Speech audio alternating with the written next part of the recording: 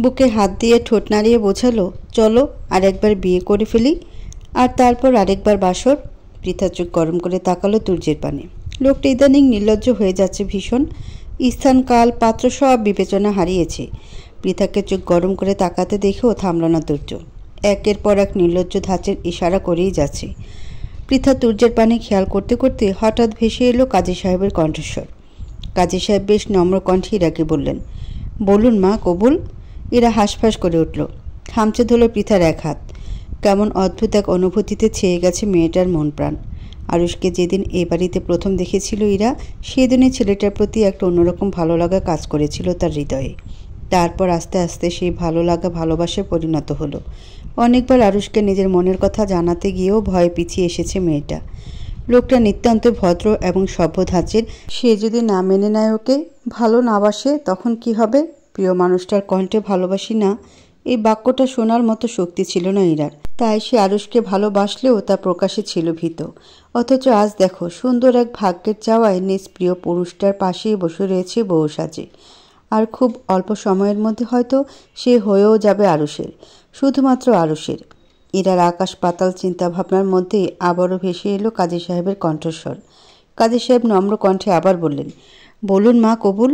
ইরা এবার আর নিজের ভাবনা চিন্তার সময় ব্যয় করল না, থেমে থেমে উচ্চারণ করল, কবুল, কবুল, কবুল। সাথে সাথে চারদিকে সমস্বরে প্রতিধ্বনিত হলো আলহামদুলিল্লাহ। এরপর কাজী সাহেব আরুষকে কবুল বলতে বললে সে সময় নিল একটু। সে তো আর তুর্যে নয়, নির্লজ্জ নয়।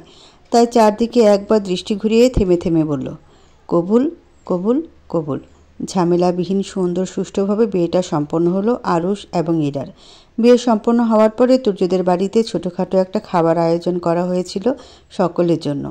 আরুষদের বাড়ির সকলে খাওয়া দাওয়া শেষ করে এসে বসলো বসার কক্ষের সোফায়। এবার তাদের যাওয়ার পালা। এক এক করে সোফা থেকে সকলে উঠে চলে গেলেও আরুষ উঠছে না, ঠায় বসে রয়েছে ছেলেটা। তুর্য ভ্রুকুচকে তাকালো আরুষের পানে, ছোট ছোট চোখ করে প্রশ্ন করল, তুই উঠছিস না কেন? এখন এখানে বসে আছিস কোন দুঃখে? আরুষ ঠিক কী উত্তর দিবে ভেবে পেল না। আজ তার আগ হয়েছে, অন্তত একটু সময়ের জন্য হলেও তো ইরার সাথে দেখা করতে দিবে তাকে। বিয়ের আগে মেয়েটার সাথে তেমন কথা হয়নি আরুষের। এখন বিয়ে হয়েছে, তাই এটুকু সুযোগ তো অন্তত তাকে দেওয়া উচিত। তাছাড়া তাহমিনা বেগমও বলেছেন আরুষকে আজ থেকে যেতে। হয়তো একটু সময় নয়, আজ পুরো রাতটাই ইরাকে কাছে পাবে সে। সেই আশাতেই সোফায় বসেছিল বেচারা। কিন্তু এই তুর্য নামক প্রাণীর সম্মুখে নিজের মনের আশার কথা সে বলবে কি করে? আরুষ আমতা আমতা শুরু করলো। কিছু একটা বলার জন্য মুখ খোলার আগেই তাহমিনা বেগম এসে উপস্থিত হলেন ওই স্থানে। তুর্যে মুখ পানে তাকিয়ে বললেন, ও আজ থাকবে আমাদের বাড়িতে। বিয়ে যেহেতু হয়েছে, দুজন দুজনের সাথে একটু কথা বলার জন্য হলেও ওদের সময় দেওয়া প্রয়োজন। আরুষ খুশিতে গদগদ হলো। যাক, এবার অন্তত নিজের প্রেয়সীর নিকটে যাওয়ার সুযোগ পাবে সে। তবে আরুষের এই খুশি বোধহয় সহ্য হলো না একজনের। কপাল কুঁচকে তুর্য বলল, এসব কী ধরনের কথা মা? আগদের তারিখ আমি ঠিক করেছি, তাহলে তোমাদের যে কোনো সিদ্ধান্ত আমাকে জানিয়ে নেওয়া উচিত ছিল না? মানে? তাহমিনা বেগমের প্রশ্নে কুটিল হাসল তুর্য। মাকে বোঝানোর উদ্দেশ্যে বলল, ইরার সামনে পরীক্ষা মা। বিয়েটা হয়েছে বলেই যদি ওদের একসাথে থাকতে দাও, একসাথে সময় কাটাতে দাও, তাহলে এর প্রভাব ইরার মনে পড়বে।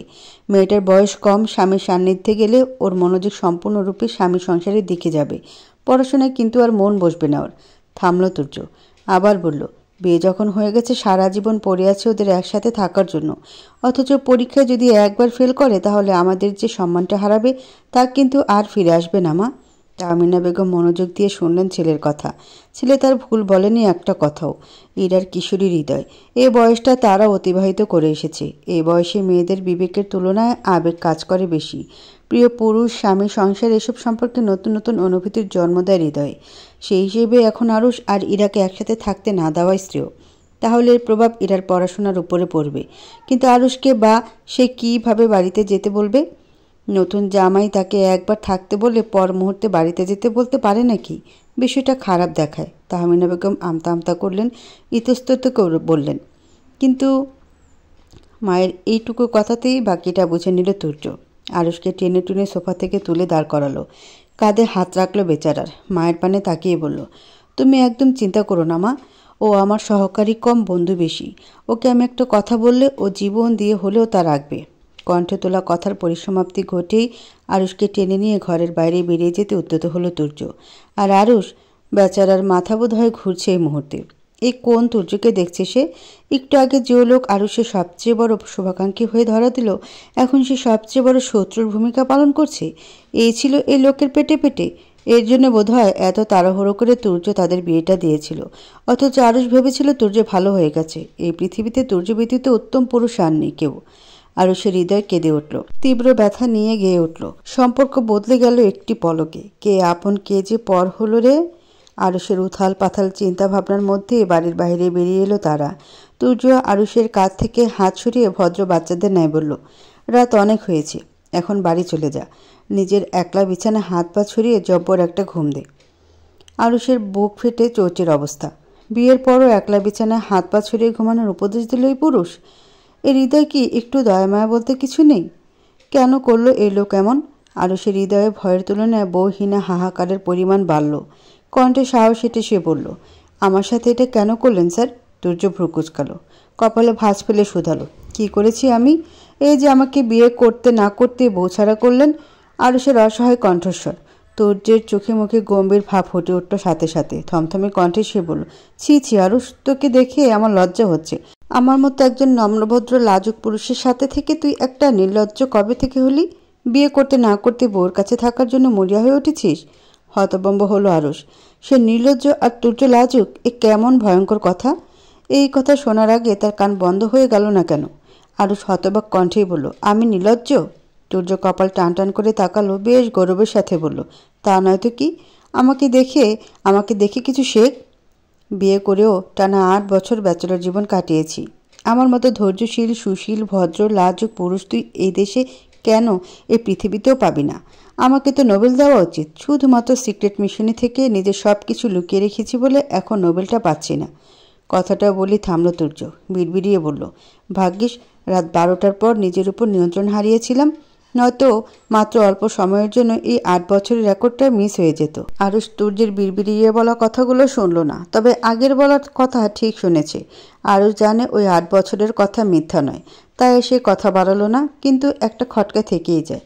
তুর্য এমনি যেমনই হোক কারণ ছাড়া কিছু করে না। আরুষকে যে তুর্য ইরার কাছ থেকে নিজের পূর্ব পরিকল্পনার মাফিক সরিয়েছে তা সে ঠিক বুঝতে পেরেছে। এত বড় অফিসার হয়েও এইটুকু যদি সে বুঝতে না পারে তবে সে কেমন অফিসার? আরুষ সরু দৃষ্টিতে তাকালো তুর্যের পানে। সন্ধ্যান কণ্ঠে শুধালো, সত্যি করে বলুন তো স্যার, আমার বাসর ঘরে আপনি আঘাতটা কেন হানলেন? তুর্য হাসল, ওষ্ঠ বাঁকিয়ে বলল, কি ভেবেছিস আমি সব ভুলে গেছি?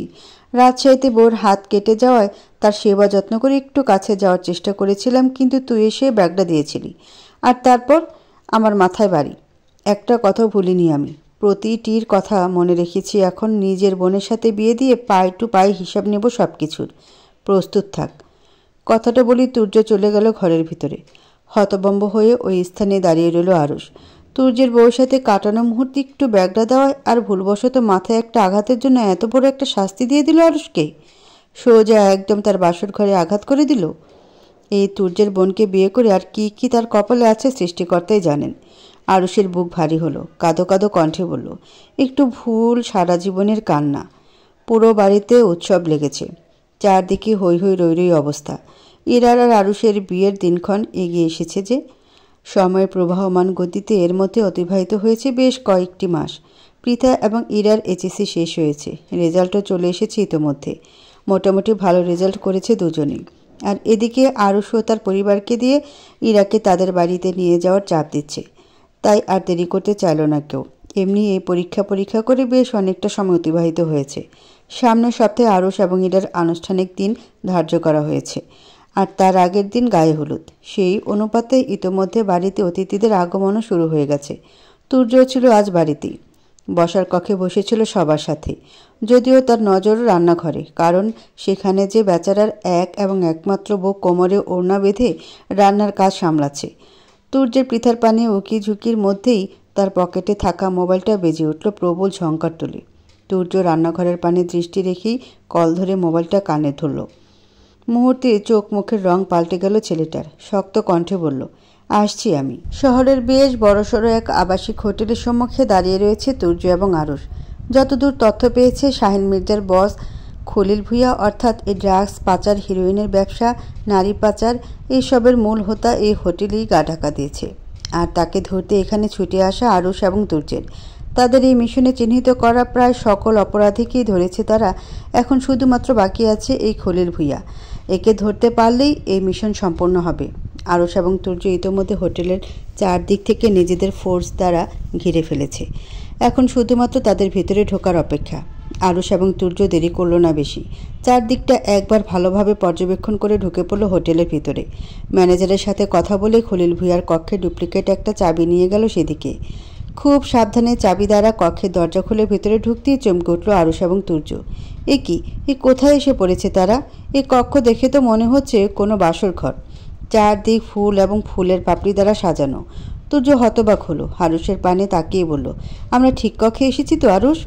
তুর্যের কথা শেষ হতে না হতে আরুষ দৌড় দিল বাইরের দিকে। কক্ষের দরজায় রুম নাম্বারটা ভালোভাবে পর্যবেক্ষণ করে আবার ছুটে এসে দাঁড়ালো তুর্যের পাশে। আশেপাশে তাকিয়ে বলল, আমাদের তো এই রুমটার কথাই বলা হয়েছিল স্যার। তুর্য ভ্রু কুচকালো। সন্ধ্যান দৃষ্টিতে চোখ বোলালো আশেপাশে। হোটেল কক্ষের শুভ্র রঙা বিছানাটা সাজানো হয়েছে লাল গোলাপের পাপড়ি দ্বারা। আবার সুন্দর স্বচ্ছ কৃত্রিম আলোর ব্যবস্থাও করা হয়েছে। এমন এক কক্ষে খলিল ভূঁইয়া আছে। এই ব্যাটার কি বুড়ো বয়সে বাসরের শখ জেগেছে নাকি? তুর্যের ভাবনা চিন্তার মাঝে হঠাৎ খট করে একটা শব্দ ভেসে এলো তাদের কর্ণে। শব্দের উৎস খুঁজতে তুর্য এবং আরুষ তাকালো সেদিকে। সাথে সাথে আখিদে বড় বড় হয়ে গেল দুজনের। এ তারা কোন স্থানে এসে পড়ল শেষ পর্যন্ত? এক রমণী খোলামেলা একখানা নাইটি পরে দাঁড়িয়ে রয়েছে তাদের সম্মুখেই। শরীরের প্রায় প্রতিটি ভাঁজে এই নাইটির উপর থেকে দৃশ্যমান। তুর্য নিজের চোখ নামিয়ে নিল। আতঙ্কিত কণ্ঠে বলল, নাউজুবিল্লাহ। আরুষ ঢোক গেল। মেয়েটির দিক থেকে চোখ ঘুরিয়ে তাকালো অন্যদিকে। তুর্যের পাশে একটু চেপে দাঁড়িয়ে মিনমিনে কণ্ঠে শুধালো, এই মেয়েটির গায়ে নাইটিটা কি গুলিস্তান পাওয়া যাবে স্যার? তুর্য ভ্রু কুচকালো। আরুষের পানে তাকে জিজ্ঞেস করলো, কেন? এই খোলামেলা নাইটি দিয়ে তুই কী করবি? আরুষ এলোমেলো দৃষ্টি ফেল। ইতস্তত করে বলল, 2 দিন পর তো আমার বিয়ে। বাসরাতে বউকে উপহার দিতাম আর কি। তুর্য হতভম্ব হলো। হতবাক কণ্ঠে সে বলল, বাসরাতে বউকে উপহার দিবি, তাও এই গুলিস্তানের নাইটি? আরুষ কাচুমাচু করলো। আমতা আমতা করে বলল, কি করব বলুন স্যার, এরা তো আপনারই বোন। আপনার রক্ত বইছে ওর শরীরে। এই রক্তের উপরে বিন্দু পরিমাণ বিশ্বাস নেই আমার। বউকে বাসর ঘরে উপহার দেওয়ার জন্য বড় শপিং মল থেকে অনেক টাকা খরচ করে না হয় নাইটি কিনলাম। পরে দেখা গেল আপনার বোন নাইটি সহ আমাকে ধাওয়া করেছে, নয়তো বাসর ঘরেই আমার মুখের উপরে নাইটি ছুঁড়ে মেরেছে। তখন কি হবে? তার থেকে গুলিস্তান থেকে অল্প দামে নাইটি কিনে দেবো, সে ছুঁড়ে মারবে আমার মুখে, আমি ছুরি মারবো আপনার কক্ষে। ব্যাস, টাকার ক্ষতি আর হলো না। তুর্য দাঁতে দাঁত চাপলো। কটমট করে তাকালো আরুষের পানে। শক্ত কণ্ঠে বলল, নির্লজ্জ বেহায়া, তুই আমার সম্মুখে দাঁড়িয়ে আমার বোনকে নিয়ে আজে বাজে কথা বলছিস? এক থাপ্পড়ে তোর সব দাঁতগুলো ফেলে দেব, মির্জাফরের বংশধর। তুর্য আরও কিছু বলতে চাইছিল হয়তো, তবে তার আগে মেয়েটি এসে দাঁড়ালো তুর্যের মুখোমুখি। হাত বাড়িয়ে আলতোভাবে ছুঁয়ে দিতে চাইল তুর্যের বক্ষস্থল। সাথে সাথে ছেলেটা ছিটকে দূরে সরে গেল। চেঁচিয়ে বলল, দূরে থাক বেয়াদব মেয়ে মহিলা। আমার ঘরে মুরগির বাচ্চার মতো ফুটফুটে একটা বউ আছে। মেয়েটা তবুও দমল না। নিজের কাঁধ থেকে নাইটির এক হাতা একটু নিচে নামিয়ে কামক দৃষ্টিতে তাকালো তুর্যের পানে। ওষ্ঠ কামড়ে বিশ্রী ভঙ্গিতে বলল, ঘরের বউ ঘরে আছে আর আমরা আছি বাইরে। আমাদেরও একটু সময় দাও বাবু। তুর্য চেঁচিয়ে উঠল। নাক মুখ কুচকে বলল, আমার মা আছে, নতুন করে কোনো মায়ের দরকার নেই, দূরে সর বেয়াদব মহিলা। মেয়েটা যেন আহাম্মক বনে গেল তুর্যের কথায়। এসব কি বলছে এই ছেলে? মেয়েটা কিছুটা অবাক কণ্ঠেই বলল, আমি তোমার মা হতে যাব কোন দুঃখে? এসব কি বলছো তুমি? মা যখন হতে চাইছিস না, তাহলে বাবু কেন বললি বেয়াদব মহিলা? কোন দিক থেকে আমাকে তোর বাবু মনে হয়? আমার বিয়ে হয়েছে 8 বছর। এতদিন বউর কাছে থাকলে তোর মতো 2-4টা বাবু বাপ বাপ করে আমার আগে পিছে হাওমাও করে কাঁদত। মেয়েটার মাথা ঘুরে উঠল যেন। এ কার পাল্লায় পড়ল সে? সাথে কিছুটা অপমানিত বোধও করল। তবে কিছু করার নেই যে, তাকে যে কাজ দেওয়া হয়েছে তা তো করতেই হবে। এই কাজের বিনিময়ে মোটা অঙ্কের টাকাও ইতোমধ্যে নিয়ে ফেলেছে সে। মেয়েটা আবারও এগিয়ে গেল তুর্যের পানে। রসিয়ে রসিয়ে বলল, তুমি না বড্ড রসিক পুরুষ। আমার তোমাকে ভালো লেগেছে ভীষণ। তুর্য ওষ্ঠ বাঁকালো। নাক মুখ কুচকে বলল, কিন্তু তোকে আমার মোটেই পছন্দ হয়নি, দূরে সর আমার থেকে। মেয়েটি মানল না তুর্যের কথা। তবু এগিয়ে যেতে শুরু করলো ছেলেটার পানে। সাথে সাথে তুর্য তার পেছনে গোজা বন্দুকটা বের করে হাতে নিল। ঝড়ের গতিতে ধরল মেয়েটির মাথায়। বাঁকা হেসে বলল, তুই ভুল মানুষের কাছে এসে পড়েছিস। আর তোকে যারা এখানে পাঠিয়েছে তারাও হয়তো ভুলে গেছে আমি কে। থামলো তুর্য, আবার বলল, স্ক্রিপ্ট ভালো ছিল, তবে বড্ড পুরনো। এসব ওই নাটক সিনেমাতে দেখতে দেখতে এসব মানুষের মুখস্থ হয়ে গেছে। তোদের অন্তত নতুন কিছু ট্রাই করা উচিত ছিল এবার। তুর্যকে এভাবে মাথায় বন্দুক ঠেকাতে দেখে ঘাবড়ে গেল মেয়েটা। মৃত্যু ভয় বুক কেঁপে উঠল তার। ঢোক গিলে বলল, আমাকে দয়া করে মারবেন না স্যার, আমি এখনই চলে যাচ্ছি এখান থেকে, আপনাদের আর বিরক্ত করব না। তুর্য হাসল, ওষ্ঠ বাঁকিয়ে বলল, এই তো লাইনে এসেছিস, এখন মানে মানে বলে ফেলতো, তোকে এখানে কে পাঠিয়েছে? মেয়েটি ভীত হলো, এলোমেলো দৃষ্টি ফেলে বলল, কেউ না, আমি নিজে এসেছি। তুর্য চেতে গেল, দাঁতে দাঁত চেপে বলল, বলবি নাকি এখনই গুলি করে খুলি উড়িয়ে দেবো তোর? মেয়েটা এবার ভীত হলো আরও, আতঙ্কিত কণ্ঠে বলল, বলছি বল। মেয়েটা কাঁপা কাঁপা কণ্ঠে জবাব দিল, খলিল ভূঁইয়া। তুর্য বন্দুক নামিয়ে ফেলল মেয়েটির কপাল থেকে, আরুষের পানে তাকিয়ে বলল, দুজন নারী সদস্যকে ডাক, এটাকে নিয়ে উত্তম মধ্যম দিতে বল কিছু, দেখ মুখ থেকে আরও কিছু বের হয় কিনা। সময় যতটা অতিবাহিত হচ্ছে, আরুষ এবং ইরার বিয়ের দিনও ততটা ঘনিয়ে এসেছে। বাড়ির সকলে ইতোমধ্যে শপিংয়ে নেমে পড়েছে। বাড়ির প্রথম মেয়ের বিয়ে বলে কথা। যদিও তুর্যের বিয়ে নিয়ে অনেক জল্পনা কল্পনা ছিল তাদের, কিন্তু তারপর যা ঝামেলা হলো তাতে সকল জল্পনা কল্পনার অবসান ঘটেছে অনেক আগেই। আগে একদিন শপিংয়ে এলেও আজ আবারও বাড়ির সকল মহিলারা জোর বেঁধে চলে এসেছে শপিং মলে। টুকটাক সবারই কিছু কেনাকাটা বাকি ছিল, তাই আর কি। তবে মলের ভিতরে ঢোকার আগে রাস্তায় বেশ জড়সড় একটা জটলা চোখে পড়ল সকলের। এখানে আবার কি হয়েছে? মারামারি লেগেছে নাকি? আশেপাশে জনমানবের আলোচনা শুনে তো তাই মনে হচ্ছে। পৃথা উকিঝুঁকি মেরে ভিড়ের ভিতরের দিকটা দেখার চেষ্টা করল। আচ্ছা, হঠাৎ কাউকে দেখে ভীষণভাবে চমকালো সে। কাকে দেখেছে সে? তুর্য। পরক্ষণে নিজের ভাবনাকে নিজেই ধিক্কার জানালো মেয়েটা। তুর্য এখানে কিভাবে আসবে? সকালে তো অফিসে যাই বলে বেরিয়ে গেল, তাহলে এখানে এই মারামারির মধ্যে কোথা থেকে আসবে? তবে কথাটা যতই সে নিজের মনকে বোঝানোর চেষ্টা করুক না কেন, মনটা যেন কিছুতেই মানতে চাইছে না। মনে হচ্ছে সে তুর্যকেই দেখেছে। পৃথা নিজের পার্স ব্যাগ ঘেঁটে মোবাইলটা বের করলো। কল লাগালো তুর্যের নাম্বারে। একবার, দুইবার, তিনবার, না, কল ধরছে না ছেলেটা। তবে কি পৃথাই ঠিক দেখেছে ওটা তুর্য? অনেকটা সন্দেহের বশে পৃথা এগিয়ে গেল ওই জটলার পানে। ভিড় ঠেলে ভিতরে ঢুকতে চমকালো মেয়েটা। এ তো সত্যিই তুর্য। একটা ছেলের মাথায় বন্দুক ঠেকিয়ে দাঁড়িয়ে আছে, আর পাশে আরও আরেকটা ছেলেকে বেধড়ক মারছে। এ কি দেখছে সে? সত্যি নাকি স্বপ্ন? না, এ সত্যি হতে পারে না। তুর্য এমন নয়। তুর্য এমনি নির্লজ্জ, খারাপ, যাই হোক গুন্ডা ধাঁচের নয়। পৃথা নিজের চোখ দুটো বন্ধ করে নিল। একটু সময় নিয়ে আবার তাকালো সম্মুখে। না, সে ভুল দেখছে না, এ তুর্যই। পৃথার চোখের সম্মুখে ভেসে উঠল রাজশাহীর সেই গোলাগুলি দৃশ্যটা। সেখানে সে মাস্ক পরা একটা ছেলেকে গুলি চালাতে দেখে জ্ঞান হারিয়েছিল। জ্ঞান ফেরার পরে চোখের সম্মুখে সে তুর্যকে আবিষ্কার করেছিল। তবে কি সে মাস্ক পরা ছেলেটা তুর্য ছিল? পৃথার মাথা ঘুরে উঠল। হাঁটু জোড়া কাঁপতে শুরু করলো থরথর করে। কোনো মতে মেয়েটা গলার স্বরটা একটু বাড়িয়ে বলল, তুর্য। চেনা কণ্ঠস্বর কর্ণে পৌঁছাতে চমকে উঠল তুর্য। পেছন ফিরতে আবিষ্কার করলো পৃথাকে। মেয়েটা নিভু নিভু দৃষ্টিতে তাকিয়ে আছে তার পানে। আস্তে আস্তে কেমন ঢলে পড়েছে নিচের দিকে। তুর্য ছুটে গেল স্ত্রীর পানে। মাটিতে পড়ার আগে মেয়েটাকে ধরে নিল সে। তবে তাতেও রক্ষা হলো না। সে রাজশাহীর মতো আজও জ্ঞান হারালো মেয়েটা। তুর্য অস্থির হলো। কি করবে কি ভেবে উঠতে পারছে না সে। নিশ্চয়ই মেয়েটা তাকে ভুল বুঝেছে, নয়তো জ্ঞান হারানোর কথা নয়। এখন কি করবে সে? তুর্য নিজের হাত দ্বারা আলতোভাবে চাপড় দিল পৃথার দুই গালে। ব্যগ্র কণ্ঠে ডাকল, পৃথা, পৃথা। পৃথা তবুও সাড়া দিল না। তুর্যের অস্থিরতা বাড়ল আরও। দিশেহারা হয়ে আরুষকে বলল, আরুষ, গাড়ি আন তাড়াতাড়ি, ওকে হাসপাতালে নিতে হবে। আরুষ দেরি করল না মোটেই। এদিকের কাজ ফেলে রেখে সে ছুটল গাড়ির পানে, আর তুর্য দ্রুত কোলে তুলে নিল পৃথাকে। খানিক সময়ের মধ্যেই পৃথাকে নিয়ে হাসপাতালে পৌঁছালো তুর্য। মেয়েটা অসুস্থ হয়ে পড়ায় পরিবারের লোকেরাও শপিং টপিং বাদ দিয়ে ওদের পিছু পিছুই এখানে এসেছে। তবে ভাগ্য খারাপ, এমন একটা সময়েও তুর্যের স্ত্রীর সাথে হাসপাতালে থাকার সময় হচ্ছে না তার। এমন একটা পরিস্থিতিতে এসব ঘটল যে ছেলেটা না পারছে এদিকে যেতে, আর না পারছে ওদিকটা ছাড়তে। এদিকে পৃথা তাকে ভুল বুঝেছে, ওদিকে তার ঘাড়ের উপরে চলমান গুরু দায়িত্ব রয়েছে। যাকে ধরার জন্য, যার নাগাল পাওয়ার জন্য এতদিন হন্যে হয়ে দেশ বিদেশে ঘুরে বেরিয়েছে, সেই খলিল ভূঁইয়া তার নিজের শহরে এসে ঘাঁটি গেড়েছে। অনেক কষ্টে তার নাগাল পেয়েছে তুর্য। এই মুহূর্তে তাকে না ধরে যদি শুধুমাত্র নিজের ব্যক্তিগত জীবনের পিছনেই ছুটে, তাহলে তো হবে না। নিজের দায়িত্বও তো পালন করতে হবে। তপ্ত নিঃশ্বাস ফেলল তুর্য। নিজের সকল দায়িত্ব পালনের শেষে না হয় পৃথাকে বুঝিয়ে বলা যাবে সবটা। মেয়েটা অবুঝ নয়, নিশ্চয়ই বুঝবে তাকে। পুরো 24 ঘন্টা। গতকাল পৃথাকে হাসপাতালে রেখে যাওয়ার পরে পুরো 24 ঘন্টা বাইরে কাটে কেবলই নিজ বাড়িমুখো হয়েছে তুর্য। আর আরুষ তার বাড়িমুখো। কি আর করবে, নিজেদের দায়িত্ব পালনে এছাড়া যে আর উপায় নেই। খলিল ভূঁইয়া এবং তার দলবলকে ধরতে কাল থেকে এতটাই ব্যস্ত ছিল যে একটা কল পর্যন্ত করতে পারেনি বাড়িতে।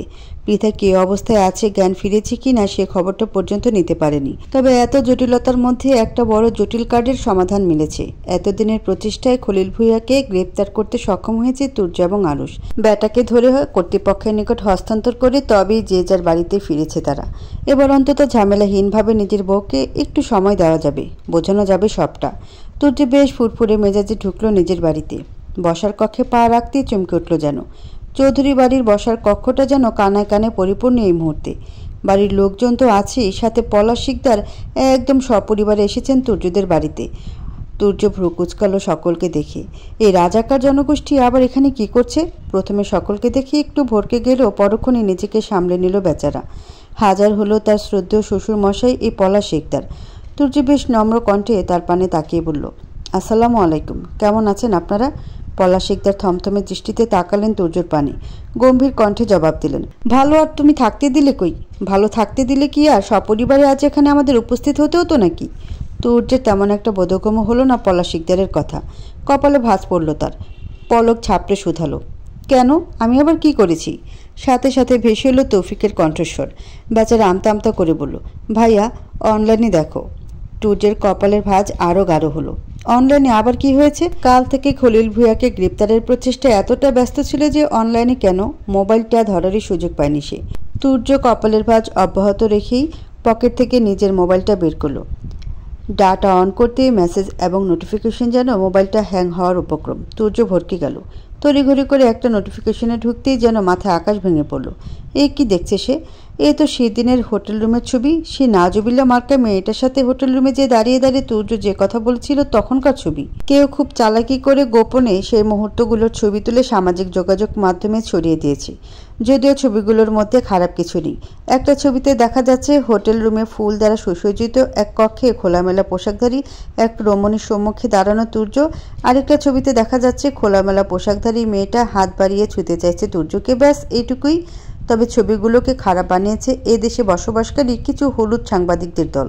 কোনো কোনো সংবাদ মাধ্যমে ছবিগুলো আপলোড করে তাতে শিরোনাম হিসেবে লিখেছে, সিক্রেট পুলিশ সদস্য তুর্য চৌধুরীর সিক্রেট ফাঁস। কোনো কোনো সংবাদ মাধ্যমে আবার লিখেছে, সিক্রেট পুলিশ সদস্য তুর্য চৌধুরী হোটেল রুমে নারীদেহে মগ্ন। আবার কোনোটায় দেওয়া হয়েছে, দেশের রক্ষকই যখন ভক্ষক। সংবাদগুলো দেখে মাথা ঘুরে উঠল তুর্যের। পুরো সামাজিক যোগাযোগ মাধ্যম এখন তুর্যময়। কেউ কেউ আবার দাবি করছে তার কাছে নাকি তুর্যের লিঙ্কও আছে। তুর্য এবং হোটেল রুমের ওই মেয়েটার ছবি পোস্ট করেছে, উপরে ক্যাপশনে লিখেছে, লিঙ্ক চাইলে ইনবক্স করুন। তুর্য আশ্চর্য হলো, ওই মেয়েটার সাথে তো তার কিছুই হলো না, তাহলে লিঙ্ক এলো কোথা থেকে? আসলে বাঙালিরা বোঝে বেশি, এদের বললে কলিকাতা বুঝে নেয়। দুটো ছবি কেউ সামাজিক যোগাযোগ মাধ্যমে প্রকাশ করলো কি করলো না, এর মধ্যে এরা লিঙ্ক পর্যন্ত চলে গেছে। আর ছবিগুলোর পিছনে কি আছে না আছে কোনো বাছ বিচার না করেই সংবাদ মাধ্যমগুলো ছড়িয়ে দিয়েছে সর্বত্র। একটা দেশের সংবাদ মাধ্যমগুলো থাকে ওই দেশের জনগণের নিকট ভরসার স্থান হিসেবে। চারদিকে কি হচ্ছে না হচ্ছে, দেশের কি অবস্থা, পৃথিবীর কি অবস্থা, এসব কিছু সাধারণ জনগণের নিকট পৌঁছে দেওয়ার একমাত্র বিশ্বাসযোগ্য মাধ্যমই তো হলো সংবাদ মাধ্যম। এখন তারাই যদি বিশ্বাসযোগ্যতার স্থান থেকে বেরিয়ে গিয়ে নিজেদের ঊর্ধ্বে তোলার জন্য মিথ্যা তথ্য ছড়ায়, তাহলে সাধারণ জনগণ বিশ্বাস রাখবে কাদের উপর? একজন পুলিশের যেমন প্রমাণ ছাড়া কাউকে গ্রেফতার করা উচিত নয়, তেমন একজন সাংবাদিকেরও তো প্রমাণ ব্যতীত কিংবা কোনো ধরনের বাছ বিচার ছাড়া কোনো তথ্য জনগণের নিকট পৌঁছে দেওয়া উচিত নয়। এতে মানুষের জীবনের উপরে প্রভাব পড়ে। তাদের একটা ভুল সংবাদের জন্য নিমিষেই একটা মানুষ, একটা পরিবার কিংবা একটা জাতি ধ্বংসের দ্বার প্রান্তে পৌঁছে যেতে পারে। প্রতি বছর এই সংবাদ মাধ্যমগুলোর বাছবিচার ছাড়া মিথ্যা সংবাদ এবং মানুষের ভাইরাল লেখায় যে কতগুলো নিরীহ মানুষের জীবন নষ্ট হয় তা কি এরা জানে? তপ্ত নিঃশ্বাস ফেলল তুর্য। প্রমাণ ছাড়া কেন এই সংবাদ মাধ্যমগুলো এসব সংবাদ প্রকাশ করেছে এর জবাবদিহিত তুর্য চাইবে তাদের নিকট, সাথে প্রত্যেকের বিরুদ্ধে উপযুক্ত ব্যবস্থা গ্রহণ করবে। কিন্তু তার আগে তাকে ঘর সামলাতে হবে। গতকাল এমনি হাতে বন্দুক দেখে ভুল বুঝেছে পৃথা, আজ আবার এই ঘটনা। মেয়েটা নিশ্চয়ই তাকে আরও ভুল বুঝেছে। বোঝাটাও কি স্বাভাবিক নয়? মানুষ আমাদের যেভাবে বোঝাবে আমরা তো সেভাবেই বুঝবো। হলুদ সাংবাদিকগুলো খবরটা যেভাবে প্রকাশ করেছে তাতে সাধারণ জনতা ভুল বুঝতে বাধ্য। তুর্য অস্থির হলো, ব্যগ্র কণ্ঠে বলল, এসব মিথ্যা, এগুলো আমাকে ফাঁসানোর জন্য তৈরি করা হয়েছে। তুর্যের কথা শেষ হতে না হতেই পিয়াল মুখ খুলল, থমথমে কণ্ঠে জবাব দিল, কোনটা ফাঁসানোর জন্য আর কোনটা সত্যিই তো এখন পুরো দেশের মানুষ জানে। প্রমাণ তো অনলাইনেই ঘোরাফেরা করছে। পিয়ালের কথার মধ্যেই পলাশ শিকদার থমথমে কণ্ঠে বললেন, আমার মেয়েকে আর এক মুহূর্তের জন্য এখানে থাকতে দেব না। ওর বাবা এখনও মরে যায়নি যে ওকে তোমার মতো একটা চরিত্রহীন ছেলের সাথে থাকতে হবে। সূর্যের বুক কাঁপল। পৃথাকে তার বাবা নিয়ে চলে যাবে? তাহলে তার কি হবে? যে মেয়েটাকে ছাড়া তার একটা মুহূর্ত কাটে না, নিঃশ্বাস বন্ধ হয়ে আসতে চায়, যাকে বুকে জড়িয়ে না ধরলে রাতে ঘুম আসে না, তাকে ছেড়ে তুর্য থাকবে কিভাবে? না, পৃথা কোথাও যেতে পারে না। পৃথা তার কাছেই থাকবে। তুর্য চোখ মুখ শক্ত করল, দৃঢ় কণ্ঠে বলল, আমি আমার বউকে কোথাও যেতে দেব না। সাথে সাথে তেতে উঠল পিয়াস, অগ্নি কণ্ঠে বলল, তুই বললেই হবে নাকি? আমরা আমাদের বোনকে তোর মতো একটা লম্পটের কাছে কিছুতেই থাকতে দেব না। ঘরে বউ রেখে হোটেল রুমে অন্য মেয়েদের সাথে ছি, ভাবতেও অবাক লাগছে আমার। তুর্য নিজেও তেতে উঠল এ পর্যায়ে। কেউ কিছু না জেনে তার উপরে কি বিশ্রী একটা অভিযোগ এনেছে। পৃথাকে ছেড়ে দীর্ঘ 8টা বছর সে দূরে ছিল, তখনই কোনো মেয়ের সান্নিধ্য গেল না, শুধুমাত্র নিজের বউ আছে এবং তাকে ভালোবাসে এই ভেবে। আর আজ পৃথাকে এতটা কাছে পেয়ে, নিজের করে পেয়ে অন্যত্র যাবে। তবে এই মুহূর্তে তুর্য সবচেয়ে বেশি আশ্চর্য হলো নিজের পরিবারকে দেখে। তাদের সম্মুখে পলাশ শিকদার এবং পিয়াল এতগুলো কথা বলল তুর্যকে, চরিত্রহীনের উপাধি পর্যন্ত দিল, অথচ কেউ একটু প্রতিবাদ করল না। তার পরিবার কি তার উপর এইটুকু বিশ্বাস রাখতে পারল না? এতটাই খারাপ তুর্য? খারাপ লাগলো ছেলেটার, তবে এই মুহূর্তে সে এই খারাপ লাগাকেও দূরে সরিয়ে রাখল। পৃথাকে কিছুতেই সে নিজের থেকে দূরে যেতে দিবে না। মেয়েটা যেতে চাইলেও জোর করে রাখবে। অন্তত নিজের ভালো থাকার জন্য হলেও পৃথাকে চাই তুর্যের। দিশেহারা হলো ছেলেটা। মুখ খুলে কিছু বলতে চাইল, তবে সেই সুযোগ আর হলো না। তার আগে পৃথা হাত তুলে থামিয়ে দিল তুর্যকে। সকলের সম্মুখে অত্যন্ত দৃঢ় কণ্ঠে বলল, আমি আমার স্বামীকে রেখে কোথাও যাব না। কিন্তু পিয়াল ফুঁসে উঠে বলতে চাইছিল কিছু।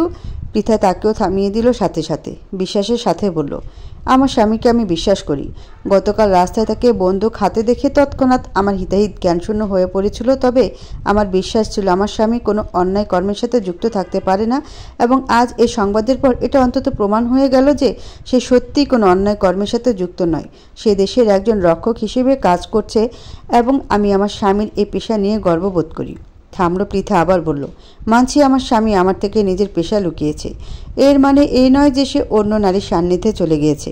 আমি আমার স্বামীকে যথেষ্ট বিশ্বাস করি এবং ভরসা করি। সেখানে এই অনলাইনে তুচ্ছ একটা ঘটনা ধরে বাপের বাড়ি যাওয়ার কোনো প্রশ্নই ওঠে না। আমি আমার স্বামীর কাছেই থাকবো, কোথাও যাব না। কথাগুলো বললেই আর কারো পানে তাকানোর প্রয়োজন বোধ করল না পৃথা। গটগট করে নিজের কক্ষের দিকে হেঁটে গেল সে। তুর্যের রোষ্টে হাসি ফুটে উঠল সাথে সাথে। প্রশান্তিতে ছেয়ে গেল বক্ষস্থল।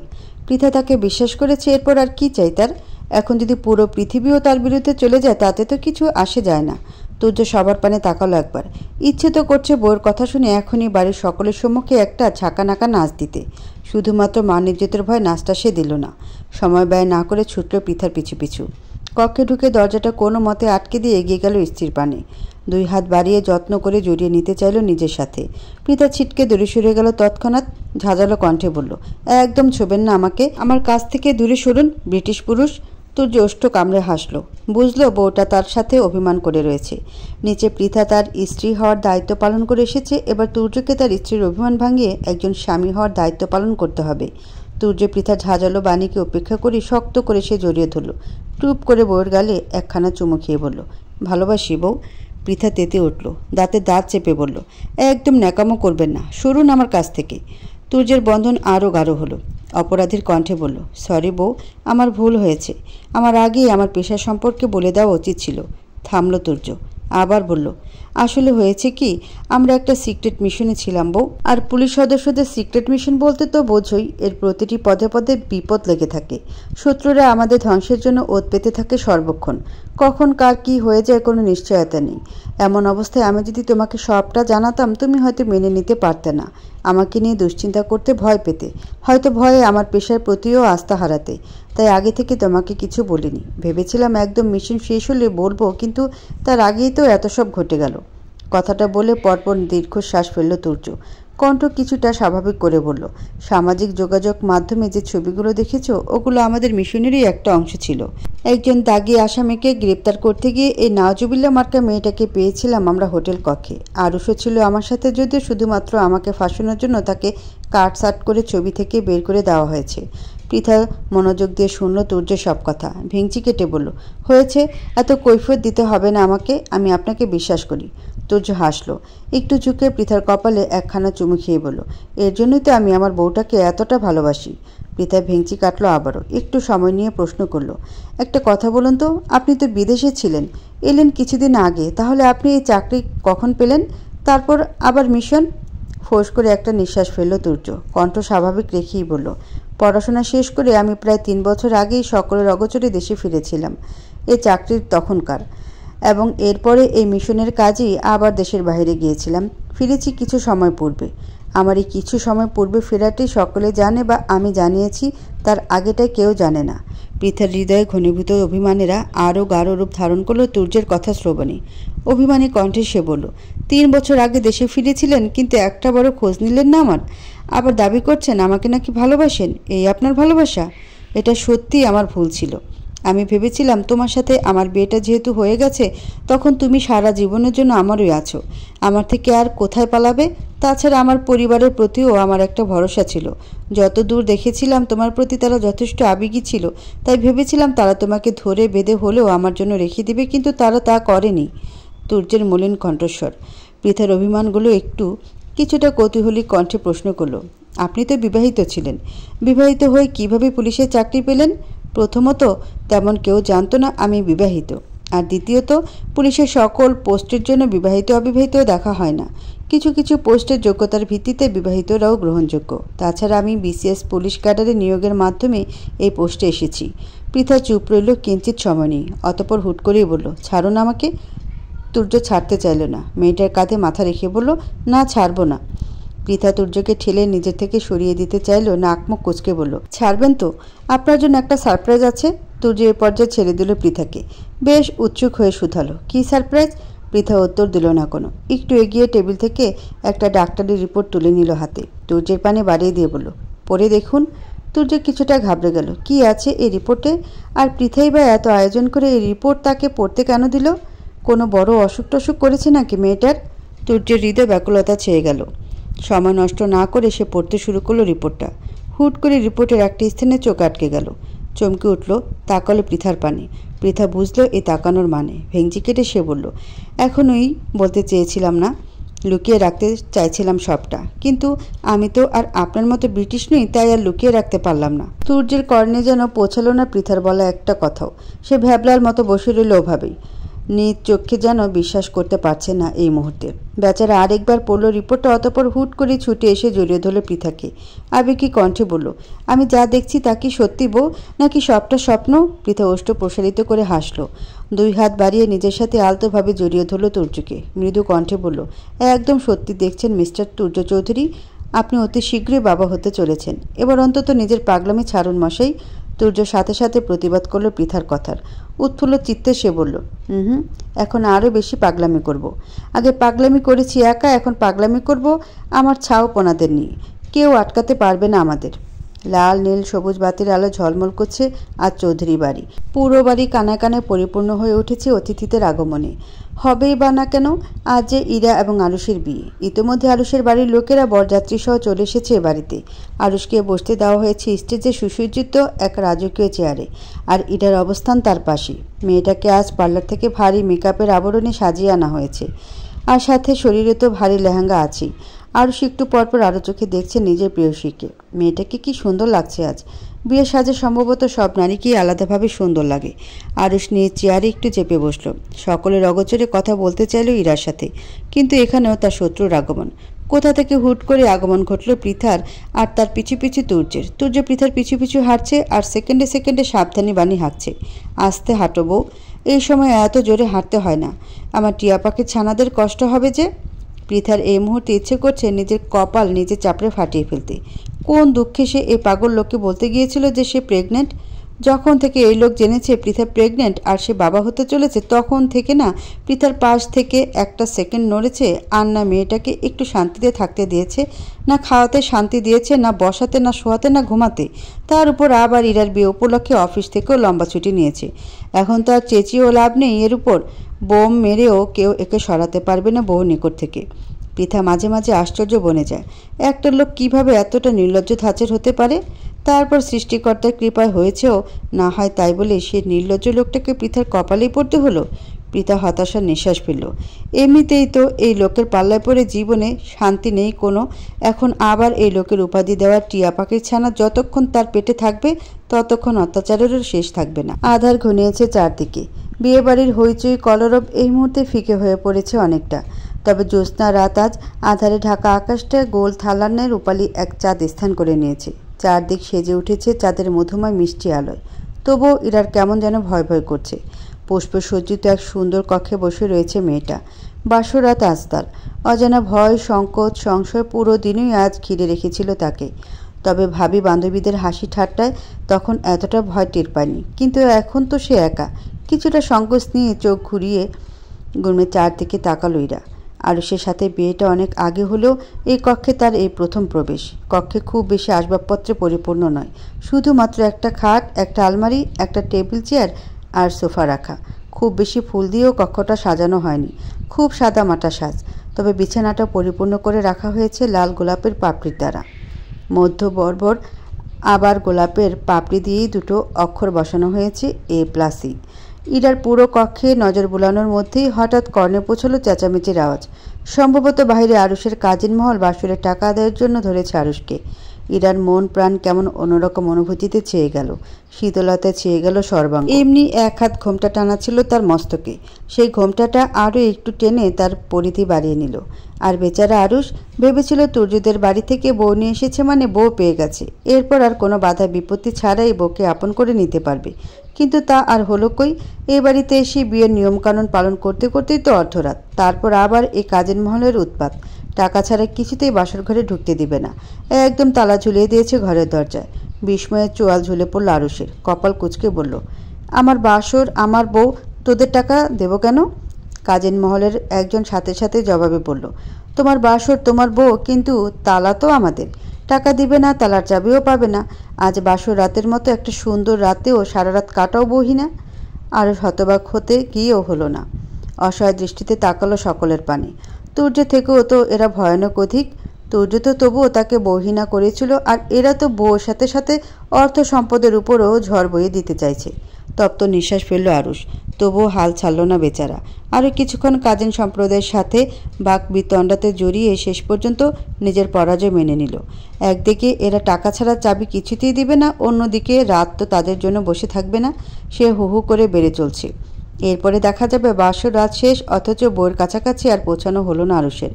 হতাশার নিঃশ্বাস ফেলল আরুষ। অসহায় মুখভঙ্গিতে পকেট থেকে টাকা বের করে দিল কাজিন সম্প্রদায়ের হাতে। সাথে সাথে হৈ হৈ করে উঠল সবাই, আর সাথে বিনা বাক্যে কক্ষের চাবিটা তুলে দিল আরুষের হাতে। আরুষের চোখ জোড়া চকচক করে উঠল চাবি পেয়ে।